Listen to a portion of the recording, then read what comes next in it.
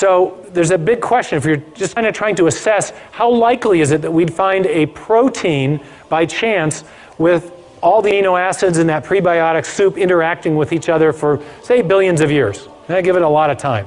How likely is it that we'd ever get a protein to arise by chance? So I have a colleague who's been interested in the whole question of whether or not life could arise by chance for a long time. His name is Doug Axe.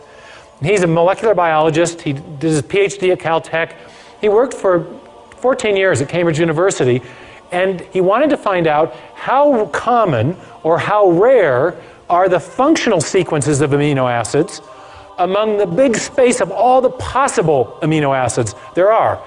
And he came up with a really amazing number, and it's 10 to the 74 power. So just to get the amino acid sequence properly, you've got an odds of about 1 in 10 to the 74. But there's other probabilistic hurdles that have to be overcome. If you want to build a protein, we know from chemistry that you have to attach the amino acids together with what's called a peptide bond.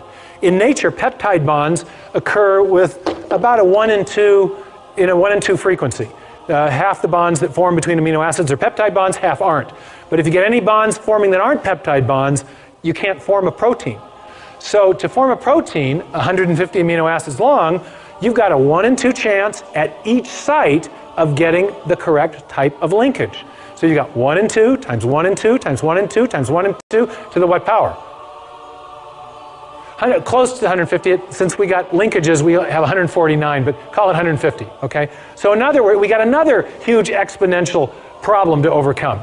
So, and it turns out that 1 in 2 to the 150 is the same number as 10 to the 45th, 1 in 10 to the 45. So now we got 2 incredibly improbable things that we've got to overcome to build a functional protein by chance alone. One more problem.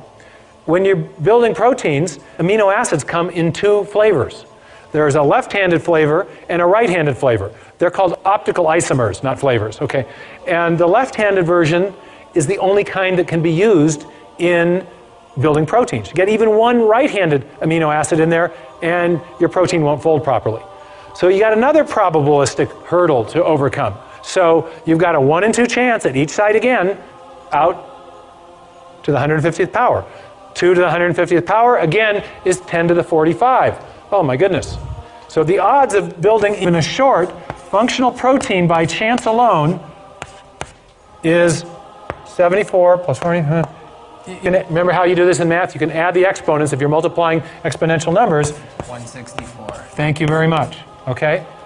Wow. Now, can anyone get their mind around a number that big?